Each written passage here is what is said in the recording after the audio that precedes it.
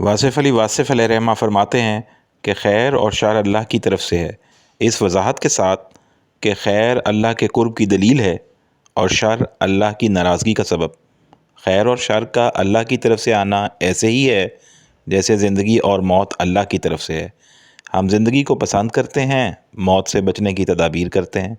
دن اور رات بھی اللہ کی طرف سے ہے، عزت اور ذلت بھی اللہ کی طرف سے ہے۔ ہم عزت کے طالب ہیں، ذلت سے بچتے ہیں۔ شر پسند انسان یہ جواز نہیں دے سکتا کہ یہ اللہ کی طرف سے ہے۔ ہمیں آگاہ کیا جا چکا ہے کہ کون سا راستہ کدھر کو جاتا ہے اور کون سا عمل کیا نتیجہ برآمد کرتا ہے۔ خیر و شر کا معرکہ ہوتا ہی رہتا ہے۔ شر کو شکست ہو جائے تو معافی مانگ کر خیر کے دامن میں ہی پناہ لے لیتا ہے۔ خیر اور شر کا وجود کبھی ہمیشہ کے لیے ختم نہیں ہو سکتا، یہ کشمکش جاری رہتی ہے انسان کے اندر اور اس سے باہر۔ خیر طلبی اللہ کی مہربانی ہے اور شر ہمارے نفس کی تمنا۔